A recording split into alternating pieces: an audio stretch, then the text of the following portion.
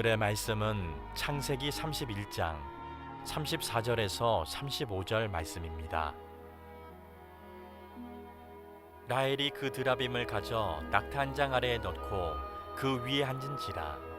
라반이 그 장막에서 찾다가 찾아내지 못하매 라헬이 그의 아버지에게 이르되 마침 생리가 있어 일어나서 영접할 수 없사오니 내 주는 노하지 마소서 하니라.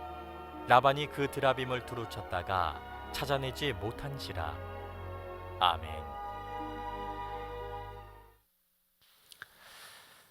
세상에는 우리가 상상하지 못하는 일들이 많이 일어나는데,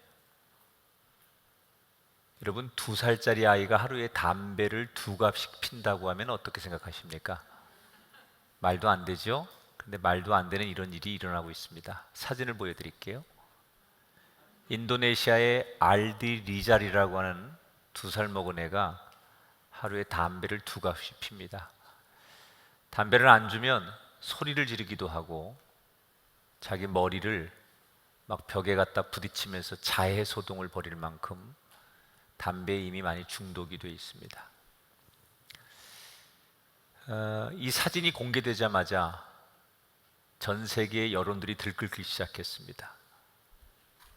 도대체 부모는, 어른은 뭘 하는 거냐? 그리고 인도네시아 정부는 어떻게 이렇게 이런 거를 방치할 수 있느냐?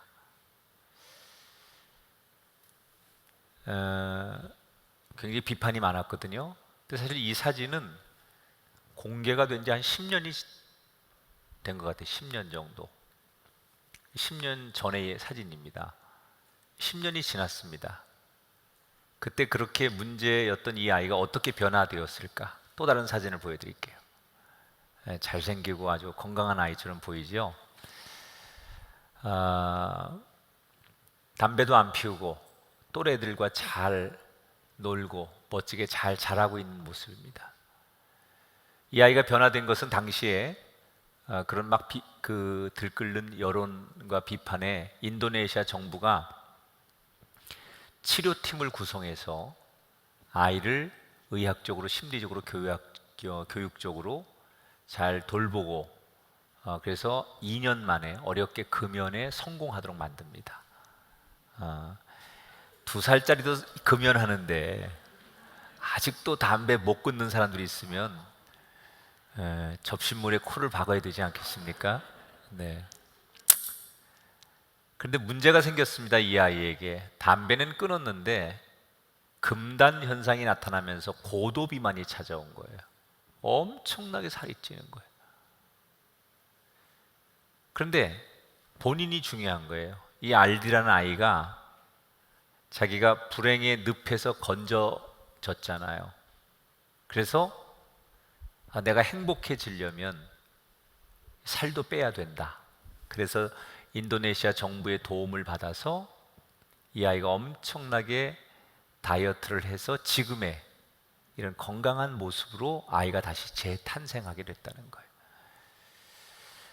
여러분, 흔히 우리 몸이 건강하려면 내 입에 달고 고소하고 또 맛있는 이런 것들을 아깝지만 버릴 때 우리 몸이 건강해지는 거예요. 집을 깨끗하게 예쁘게 잘 쓰는 사람들은 공통점이 있어요. 아무리 그게 비싼 물건이고 아까워도 필요 없으면 버리는 거예요. 그래야 집이 깨끗해져요. 제가 금년에 잘한 것 하나가 있어요. 내가 지금 생각해보면 너무 잘했다.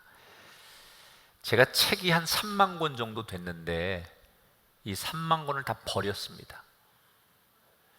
안산에서 사무실을 다시 좀 고쳐서 쓰려고 사무실을 다시 리모델링을 했는데 거의 사무실 전체가 다 책으로 그냥 둘러싸여 있었거든요. 근데 저는 제가 신학을 공부할 때부터 이 책을 굉장히 자랑스럽게, 그게 저를 만든 거잖아요. 그 책을 읽으면서 공부하고 많은 인문학적 소양과 신학적인 기반을 그 책을 통해서 얻은 거니까 그 책은 저한테 분신과도 같았고 정말 젊을 때는 굶어가면서 그 책 사서 읽고 그렇게 해서 한 권, 두 권 모으다 보니 3만 권 이상의 책이 됐어요. 근데 사무실을 다시 이렇게 꾸미는 과정 속에 이걸 어디다 보관해야 될까? 그래서 이삿짐 센터에 가서 1년 정도를 보관하다가 다시 왔는데, 사무실을 아무리 아름답게 꾸며놓은들 이 3만 권의 책이 들어오는 순간 의미가 없는 거예요. 이거 어떻게 해야 되나? 그리고 제가 곰곰이 생각해 보니까 저 책을 내가 한 번씩은 읽어는 봤는데 다시 저 책을 또 꺼내서 두 번, 세 번 읽은 책이 몇 권이나 될까 보니까 별로 없어요. 그냥 내가 필요에 의해서 공부하고 읽었던 책인 건 틀림이 없지만 그걸 쌓아놓고 수십 년 동안 또 꺼내서 읽고 또 꺼내서 읽은 책은 몇 권 안 되더라는 거예요. 그러니까 앞으로도 그럴 거 아니에요. 내가 괜히 책만 많이 쌓아놓는 거지, 보면서 배부른 거지, 그 책을 다시 볼 일이 별로 없을 것 같은 거예요. 근데 저희 선배 목사님들이 은퇴하면 제일 힘든 게 목사님들이 책을 버리는 거래요. 그래서 미리 버리자. 굉장히 사실은 말처럼 쉬운 일은 아니었어요. 그래서 일단은 제 후배 교육자들을 다 불러서 누구든지 읽고 싶은 책을 공짜로 가져가라 그래가지고 굉장히 많은 사람들이 와가지고 자기들이 필요한 책을 다 가져갔어요. 그래도 엄청나게 책이 많이 남았는데 그거 그냥 보물상에 폐지로 넘겼습니다. 교인들을 줄까도 생각을 해봤는데 그 안에는 내가 이렇게 뭐 메모도 해놓고 뭐 밑줄 그어놓고 뭐 이런 저의 그런 것들이 있어서 그냥 새 책이 아니기 때문에 나누는 게 좀 그래서 버렸습니다. 그리고 굉장히 사실 마음 한편으로는 허전했었어요. 이 책이 나에게는 굉장히 전부라고 생각했는데 그 책을 버렸다는 거에 대해서. 근데 시간이 지날수록 너무 잘한 것 같아요. 안산에서는 박수도 쳐주더라고요. 잘했다고. 근데 역시 목사는 어쩔 수 없는가 봐요. 다시 책 욕심이 나가지고 요즘 또 다시 막 책을 사들이고 있고, 또 책이 또 그 사이에 또 이렇게 막 쌓이고 있는데, 아무튼 불필요한 걸 버린다는 건 대단히 잘하는 일이다. 저는 인생도 그렇다고 생각해요. 어떤 사람은 너무 경제도 힘들고 사는 게 너무 힘드니까 좀 새로워지고 싶다. 다 털고 좀 새로운 인생으로 거듭나고 싶다. 그래서 그렇게 살고 싶기 때문에 직장도 바꿔보고 또 여행도 다녀와 보고 자신의 인생을 새롭게 살고 싶어서. 그런데 여러분, 환경과 분위기를 바꾼다고 해서 인생이 새로워지는 게 아니에요. 새로워지려면 내가 붙들고 있는 과거 또는 불필요한 것들은 과감하게 버릴 줄 알아야 돼. 오늘 창세기 31장의 후반부가 그런 메시지를 우리에게 강하게 주는 성경 이야기예요. 지난 시간에 야곱이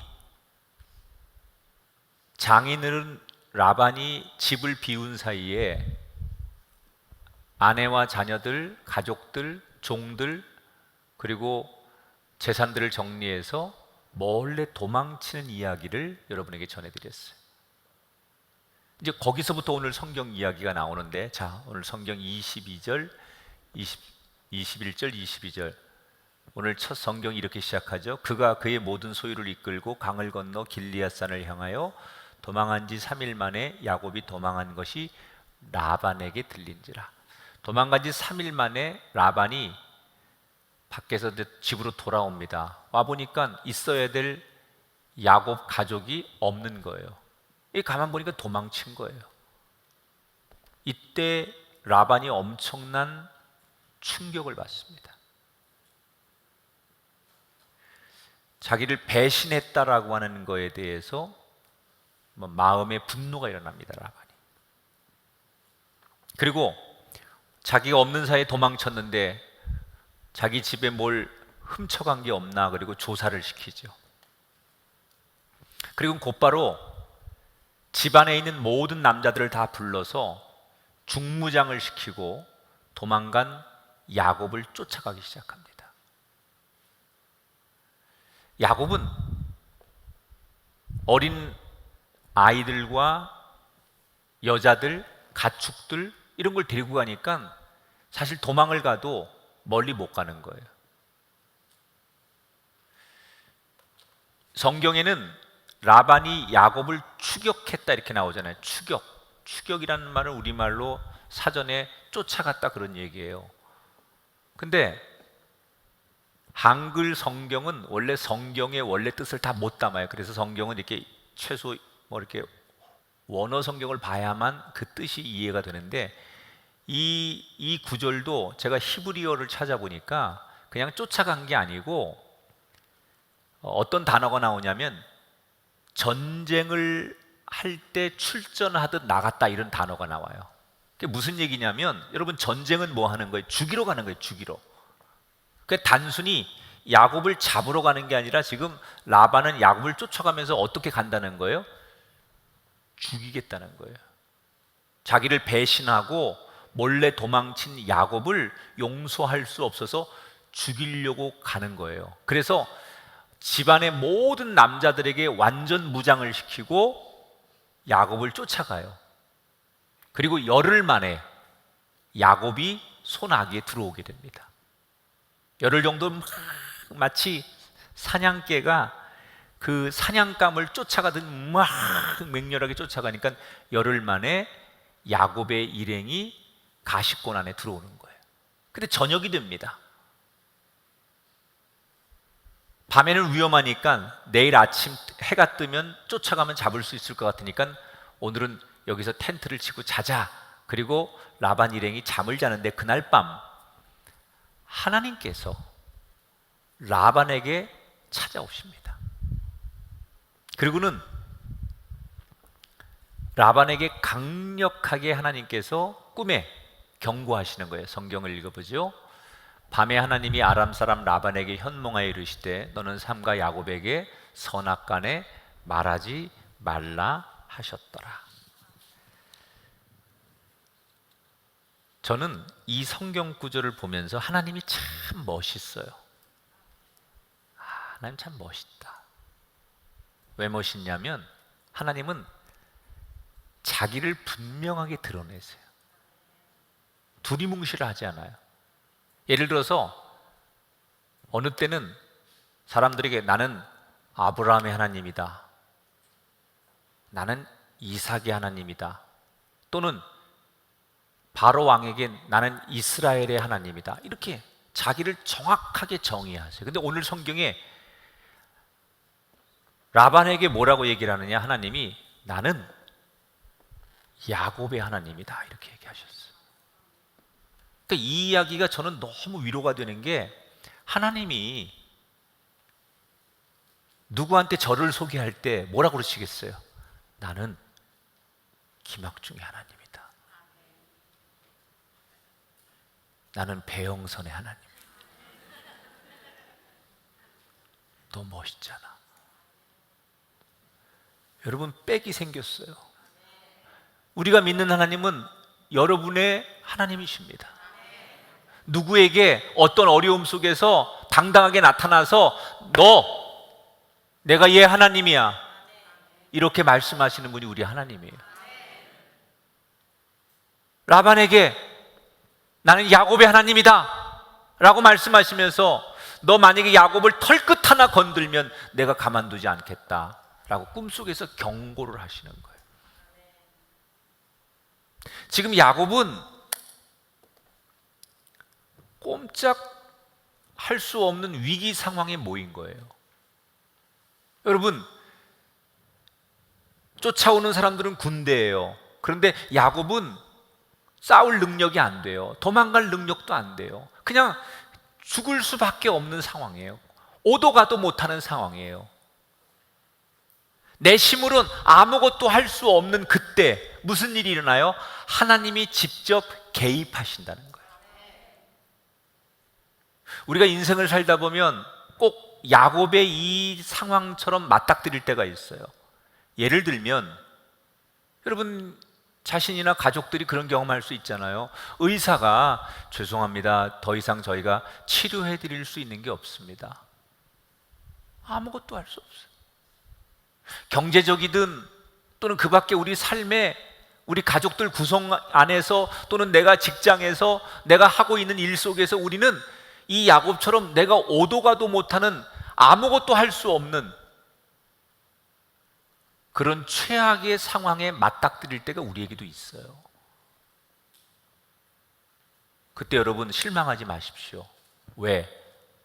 하나님은 자기 백성들을 향하여 그 사람이 아무것도 할 수 없을 때는 직접 개입하시고 직접 손대시고 직접 역사하시는 분이 우리가 믿는 하나님이에요. 이 꿈이 얼마나 리얼한지 야곱이 꿈에서 깼는데 너무 또렷하고 등줄기에 식은땀이 쭉 흐르는 거예요. 생각해 보니까 하나님이 이렇게 강력하게 경고하는데 야곱을 죽였다간 큰일 날 것 같아요. 그래서 아침 일어나자마자 남자들을 데리고 군인들을 데리고 야곱을 찾아갑니다. 야곱이 맞닥뜨린 거예요. 이제 도망간 지 10하루 만에 라반이 쫓아온 거예요. 붙잡혔어요. 이때 야곱은 난 죽었구나 이제. 저 포악한 장인 라반이 나를 그냥 살려둘 리가 없다. 나를 죽이고 내 아내들과 아이들을 데려갈 것이고 모든 가축들을 뺏어갈 것이다. 이런 두려움에 야곱이 사로잡힙니다. 그런데 웬일입니까? 라반이 자기를 죽이지 않는 거예요. 처음에 올 때는 전쟁에 참여하는 그런 분노의 마음으로 왔던 이 라반이 꿈에서 하나님의 경고를 듣고 생각을 바꾼 거예요.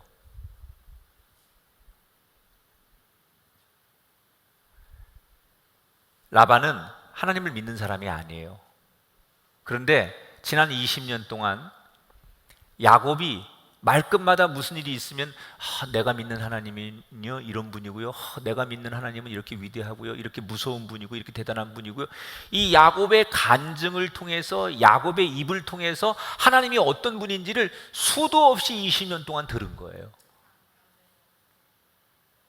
그래서 나는 하나님을 믿지는 않지만 야곱이 말하는 하나님을 전해 들으면서 그 하나님이 어떤 분인지 대략 알고 있었는데 그 하나님이 꿈속에 나에게 나타나서 야곱을 건들지 말라고 하니까 라반은 그게 무서워서 야곱을 죽이지 못하고 훈계 정도 하는 거예요. 훈계 정도. 자네 어떻게 나한테 이럴 수가 있는가?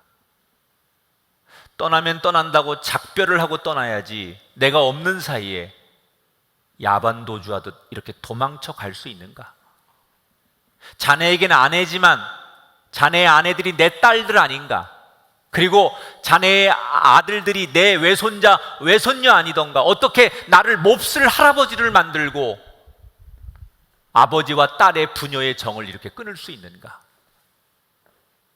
내가 처음에 자네의 행위를 보고 용서할 수 없어 자네를 죽이고 싶을 만큼 분노했지만 어젯밤에 자네가 믿는 하나님이 내게 나타나서 자네를 건들지 말라고 했기에 내가 자네를 죽일 수는 없지만 자네 나한테 큰 실수한 거네. 이러고 이제 톤을 한 단 낮춰가지고 훈계를 하는 거예요. 그러면서 이 라반이 훈계가 끝날 때쯤 결정적인 말 한마디를 합니다. 내가 자네가 떠나는 거는 용납할 수 있네. 자네가 집으로 돌아가겠다는 건 내가 어쩔 수 없네. 그러나 한 가지 용서 못할 일이 있는데 왜 내가 너무 중요하게 생각하는 우리 집안의 수호신을 훔쳐갔는가? 라고 따지는 거예요. 수호신. 이 당시 중동 지방의 유목민들은 각각 자기 집에 자기 가정과 가족들을 지키는 수호신을 하나씩 다 설정을 해둡니다. 이걸 드라빔이라고 하는데 이런 거예요. 이런 걸 하나씩 다 만들어가지고 집집마다 둬요. 그럼 이거는 우리 가정을 지키는 수호신이라고 생각하는 거예요. 그러니까 라반은 어릴 때부터 자기 가정을 지키는 수호신 드라빔을 하나 만들어 놓고 애들이 아프면 거기 가서 빌고, 무슨 중요한 문제가 있으면 드라빔 앞에 가서 소원을 빌고 기도하고, 자기 가정을 지키는 전부라고 생각하고 신성하게 생각했기 때문에 굉장히 중요한 물건이거든요. 그런데 이게 없어진 거예요. 분명히 야곱이 훔쳐갔다고 생각한 거예요. 그래서 자네가 떠나는 건 내가 말할 수 없지만 우리 집에 내가 그렇게 신성하게 생각하고 아끼는 중요한 이 수호신을 훔쳐간 건 도저히 묵과할 수 없네, 이렇게 말하죠. 이때 야곱이 뭐라고 말하느냐? 기가 막힌 거예요. 자기는 하나님을 믿는 사람이고 수호신이나 이런 걸 애초부터 믿는 사람이 아닙니다. 그래서 이런 것 관심도 없고 자기가 이걸 훔쳐올 이유도 없는 사람이에요. 그래서 야곱이 당당하게 자기는 안 훔쳤으니까 큰 소리 칩니다. 아니, 장인들은 왜 말도 안 되는 소리를 하십니까? 만약에 장인어른이 말씀하시는 그 물건이 우리한테 나온다면 그가 누구라도 내가 먼저 그의 목을 치겠습니다. 찾아보십시오. 그리고 당당하게 얘기하죠. 자, 야곱은 자신이 있었어요. 자기가 안 훔쳤고 이 수호신이 자기한테 필요한 게 아니니까. 그러나 야곱이 모르는 게 하나 있었어요. 사실 이 수호신을 훔친 도둑이 자기의 일행 가운데 있었지요. 19절에 보니까 라헬은 그의 아버지의 드라빔을 도둑질했다. 두 번째 부인이었던 라헬이 아버지가 그렇게 말하는 찾는 수호신 드라빔을 몰래 훔쳐온 거예요. 그러니까 라헬은 왜 남편 따라가면서 아버지 그 드라빔 수호신을 훔쳐온 걸까? 두 가지의 학설이 있습니다. 하나는 그 당시에는 부모님이 죽고 나면 재산을 상속받을 때 그 부모님이 가지고 있는 그 가정의 수호신 드라빔을 가지고 있는 사람이 재산을 많이 상속받는 것으로 돼 있어요. 그러니까 어떤 학자들은 라헬이 이 수호신을 훔쳐온 것은 훗날 아버지가 돌아가시면 그 재산을 자기가 물려받을 수 있는 증거로 드라빔을 가져왔을 것이다, 이렇게 이야기하는 학자들이 하나 있고요. 또 한 명의 학자들은 어떻게 이걸 해석하냐면 라헬이 돈 때문이 아니라 먼 길을 남편을 따라서 가면서 너무 위험하고 또 불안하니까 자기와 자녀들, 가족들의 일행을 지켜줄 무언가를 기대고 싶었던 거예요. 그래서 이 수호신을 가져갔을 것이다. 저는 개인적으로 두 번째 학설을 더 저는 개인적으로 맞다고 봐요. 라헬이 돈 때문이 아니라 불안하니까 자기들을 지켜줄 수호신을 가져갔을 것이다. 그러니까 라헬은 이걸 어디서 배웠을까요? 아버지한테 배운 거예요. 어릴 때부터 아버지가 무슨 일만 있으면 수호신 앞에 가서 절하고 수호신 앞에 가서 엎드리고 수호신 앞에 가서 무릎 꿇고 이런 거를 라헬은 어릴 때부터 본 거예요. 본 대로 하는 거예요. 그러니까 이 말은요, 오늘날로 말하면 이런 겁니다. 가정 예배를 드리면서 손으로는 몰래 부적 만지는 거예요. 지금 어려운 상황이 되자 드라빔을 자기 옆에 두고 싶었던 이 라헬의 모습, 이건 아버지한테 배운 거거든요. 아버지한테. 그러니까 여러분, 이 모습이 어떤 거냐면 몸은 남편을 따라 하나님을 예배하는 그곳으로 가고 있지만 자기의 영혼 깊숙한 곳은 여전히 옛날 과거에 머물러 있다는 거예요. 그런 거잖아요. 남편을 따라 남편이 지금 가고자 하는 곳은 어디예요? 하나님이 원하시는 곳, 예배할 수 있는 곳. 그래서 남편을 따라 모든 것 버려두고 가면서 몸은 하나님을 따라가지만 내 마음과 영혼은 여전히 과거에 우상을 섬겼던 그 생각에 놓여 있는 거예요.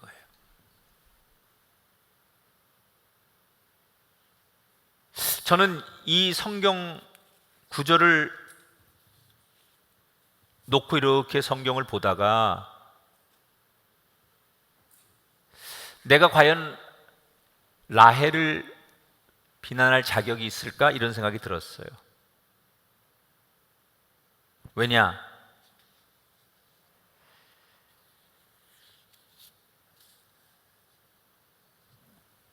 우리 모두는 오늘 몸은 예수 믿겠다고 예배하겠다고 이 자리에 나와 앉아 있지만 우리의 마음속 깊은 곳에 영혼 속에는 여전히 과거를 버리지 못하고 우리 안에 우리가 모르는 드라빔이라는 또 다른 과거를 가지고 이 자리에 앉아 있는 저와 여러분의 모습을 보는 거예요. 우리가 오늘도 하나님을 노래하고 기도하고 예수님의 이름으로 뭔가를 하고 있지만 여전히 우리 안에는 몸은 하나님께 나와 있지만 우리 안에 또 다른 드라빔을 만지작거리고 있는 사람은 아닌가? 그게 뭘까요? 여전히 예수는 믿지만 어떤 사람은 틈만 나면 자기 과거나 무용담을 자랑하는 사람이 있어요. 내가 옛날에 진짜 그때는 나는 새도 떨어뜨렸는데 내가 말이야. 나는 새를 어떻게 떨어뜨리냐 네가. 나 그런 얘기 들으면 괜히 반발심이 생기더라고. 지가 무슨 포스도 아닌 게 나는 새를 떨어뜨렸다고 막 과거를 자랑하고 막 그런. 또 어떤 사람은 여전히 예수 믿으면서 자신이 알고 있는 과거의 지식과 배운 지식과 경험으로 하나님을 판단하는 거예요. 아니 예수 믿고 하나님을 믿으면서도 내가 배운 지식과 경험으로 하나님을 판단하고 있다면 몸은 하나님 앞에 나와 있지만 내 영혼은 아직도 드라빔 안에 머물러 있다는 거예요. 예수 믿어서 집사도 되고 권사도 되고 장로도 됐는데 습관은 옛것을 못 버린 사람도 있어요. 우리 교회에 몇 년 전에 아주 청년부에서 열심히 봉사하던 임원을 하던 청년 하나가 있어요. 근데 이 아이를 제가 잘 압니다. 왜냐하면 이 아이는 사실 중고등학교 때 모두가 포기하는 문제아였어요. 일진 하여튼 뭐 학생 폭력 뭐 이런 거에 얘는 학교에서 거의 포기했던 애들이. 근데 이 아이를 선생님들이 포기하지 않고 너무너무 정말 이 아이를 잘 돌봐서 이 아이가 사춘기를 지나면서 예수님을 영접하고 교회에서 은혜를 받았어요. 그래서 학교를 졸업하고 청년부에 가가지고 은혜를 받고 너무너무 아이가 많이 그 교회에서 헌신하고 봉사하고 지냈던 아이예요. 그래서 잘하는 줄 알았어요. 그래서 임원까지 된 거야. 그런데 어느 날 이제 민원이 들어오는데 저한테 이 아이가 청년부에 임원하면 안 되겠다는 거야. 이 아이를 청년 임원에서 빼야 되겠다는 거예요. 그렇게 해달라고 민원이 들어왔어요 나한테. 그래서 왜 그러냐 그랬더니 이 아이가 되게 열심히 봉사하고 많이 변했는데 한 가지 안 변한 게 있어요. 조금 흥분을 하거나 기도를 좀 깊이 들어가면 옛날 언어의 습관이 나오는 거야. 예를 들면 기도하다가 좀 깊어지면 하나님 어떡하죠? 이 새끼 예수 믿어야 되는데 이 새끼가 어떡하죠 하나님? 이러고 얘기를 하고 조금 흥분하면 이 새끼들 이거 18 그러는데 자기는 그게 나쁜 뜻이 아니야. 얘는 정말 진짜 변화된 애예요. 근데 뭐가 안 변했냐? 이게 언어가 안 변한 거예요.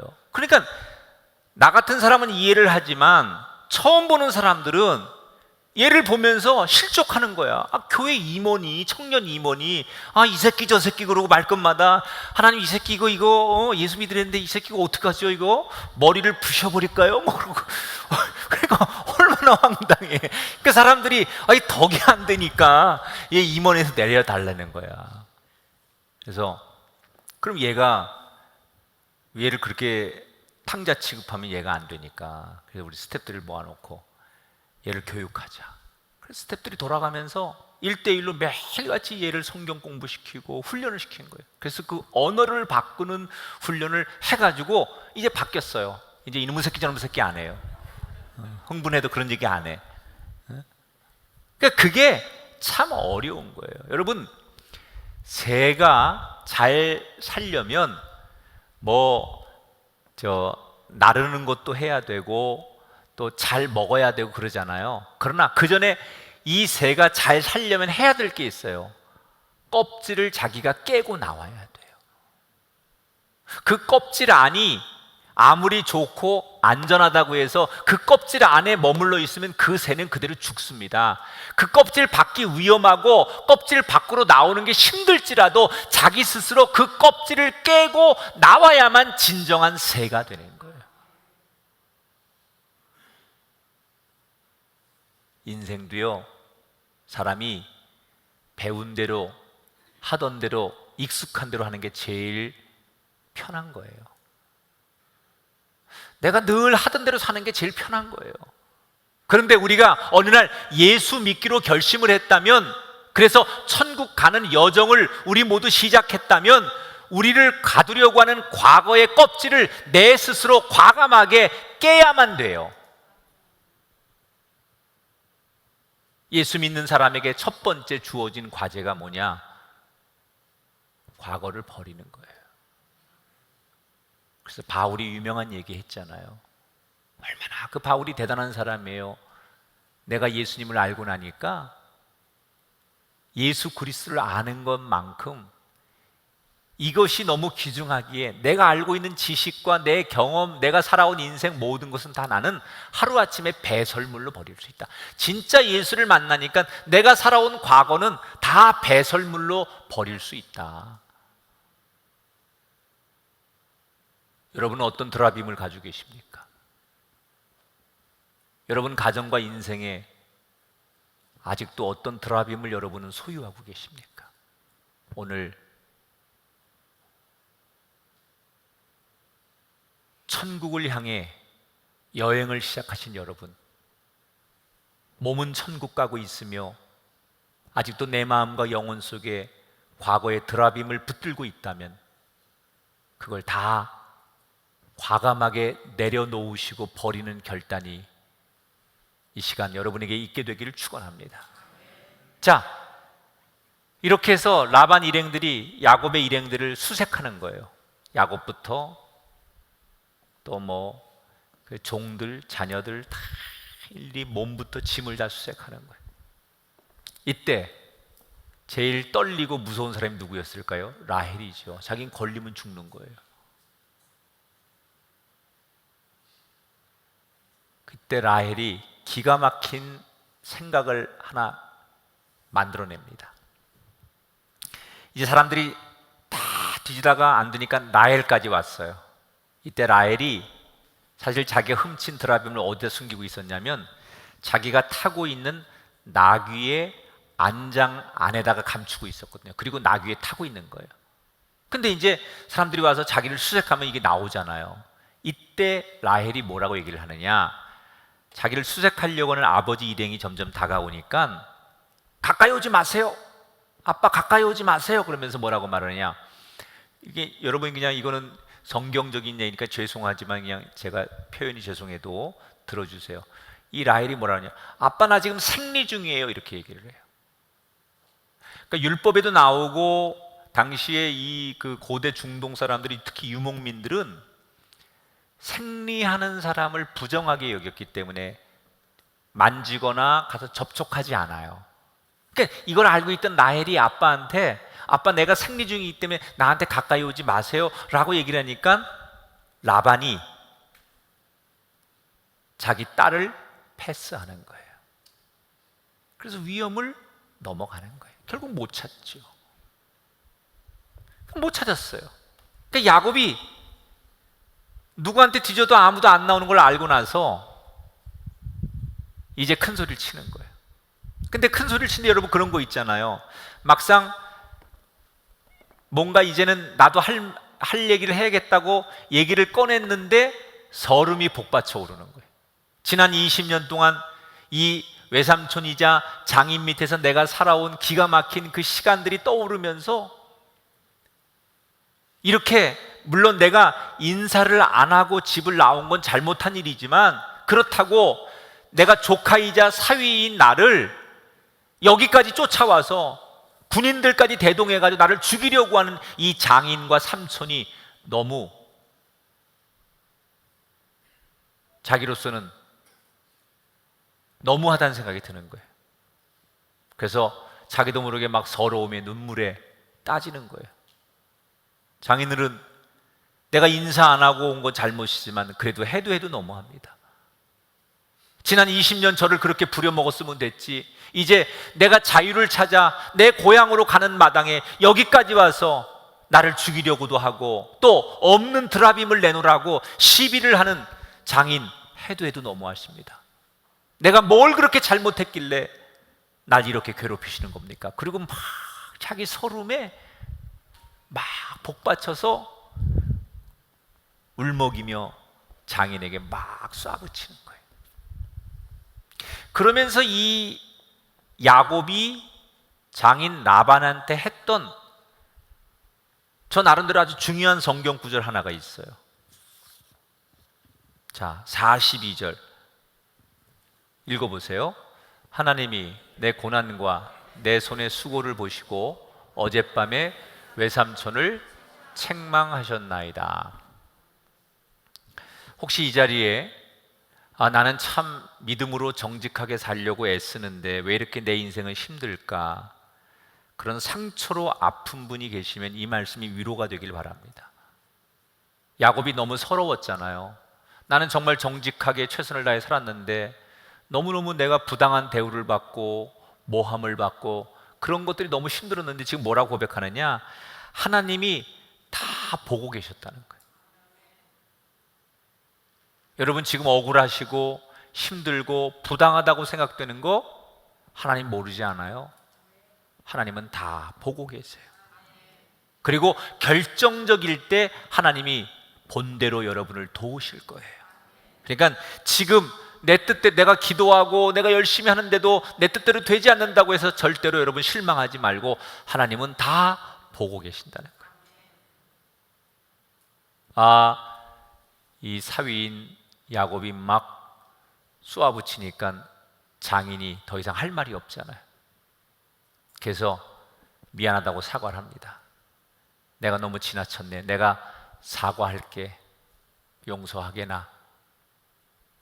그러면서 자네를 내가 축복해주며 보내고 싶네. 우리 더 이상 지나간 것 가지고 그러지 말고 화해함세. 그래서 두 사람이 돌무더기를 쌓고 언약식, 화해를 위한 언약식을 해요. 라반은 자기가 믿는 신의 이름으로 언약을 하고 야곱은 자기가 믿는 하나님의 이름으로 언약을 하는 거예요.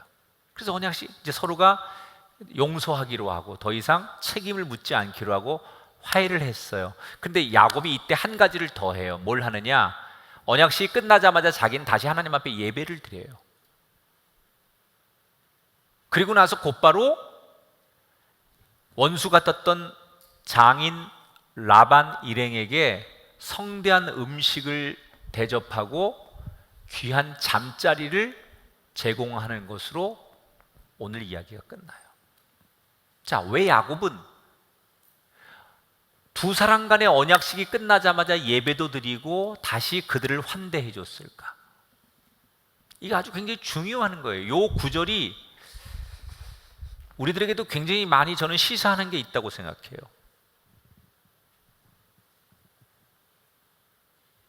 야곱은 지금 어딜 가는 거예요?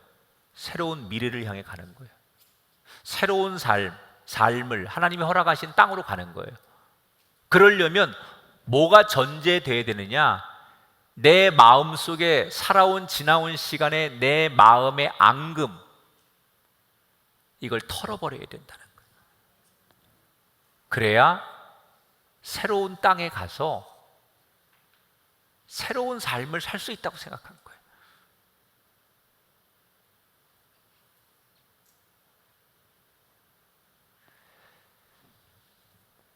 무거운 짐을 내려놓으면 여행하는 사람의 발걸음이 가볍습니다.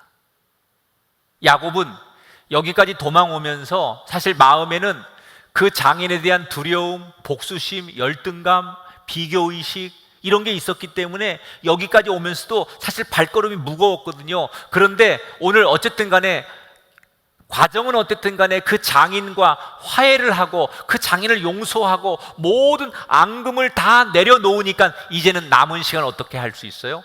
가볍게 갈 수 있는 거예요. 도망 나오면서도 찝찝했고 쫓아올까 봐 두려웠고 그 지긋지긋한 20년의 하란 땅 생활을 하면 용서가 안 되었어요. 그러나 다 모든 건 내려놓고 마음의 용서와 상대를 다 인정하기 시작하니까 내 남은 삶의 발걸음이 가벼워진 거예요.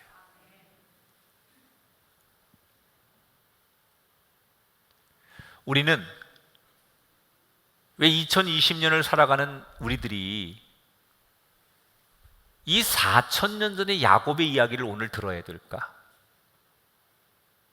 우리 시대하고 너무 다른 이 4,000년 전의 이야기를 현대인들이 오늘 이 이야기를 들어야 될 이유가 뭘까? 제가 설명할게요. 우리가 예수를 믿는 순간 우리는 야곱처럼 천국의 여행을 시작한 사람들이에요. 우리가 예수를 믿기로 결심한 순간부터 우리는 천국행 여행을 시작한 사람들이에요. 근데 우리의 걸음은 어떻습니까, 지금? 정말 가벼운 기쁨의 환희의 여행을 하고 있습니까? 아니면 천국 여행길에 들어섰지만 여전히 내 마음속에 누군가를 향한 원망, 누군가를 향한 미움, 아니 누군가를 향한 비교의식, 아니 누군가를 향한 복수심에 증오에 불타서 여행을 하고 있지만 편치 않은 마음으로 무거운 발걸음으로 여행을 하고 계시지 않습니까? 그렇다면 우리가 천국이라는 목적지에 도착하는 게 중요한 거지. 중간에서 누구와 내가 감정 싸움에서 이기고 누구를 무찌르는 게 중요한 게 아니에요. 누구를 이긴들 내가 천국이라는 목적지에 도착하지 않으면 아무 소용없는 거 아닙니까? 누구한테 내가 혹 손해보고 진다 할지라도 내가 최종의 목적으로 생각한 천국에 도착할 수 있다면 그것이 은총 아니겠습니까? 우리가 누군가를 지금 경쟁하면서 이기고 복수하고 이거 다 부질없는 거예요.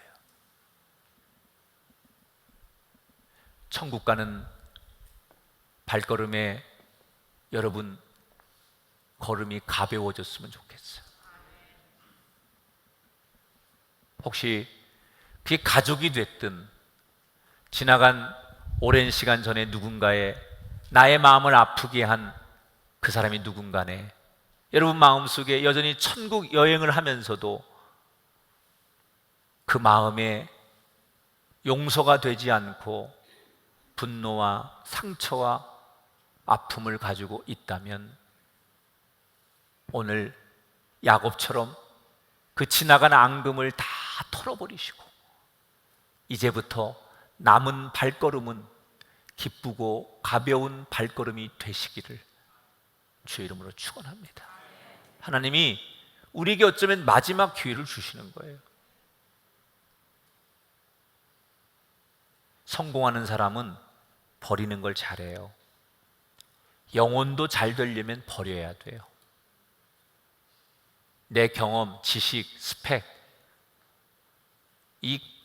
이런 것들이 만들어낸 과거의 껍질에서 나오셔야 돼요. 별거 아니에요. 우리가 만든 이 과거의 껍질이라는 거 대단한 거 아니에요.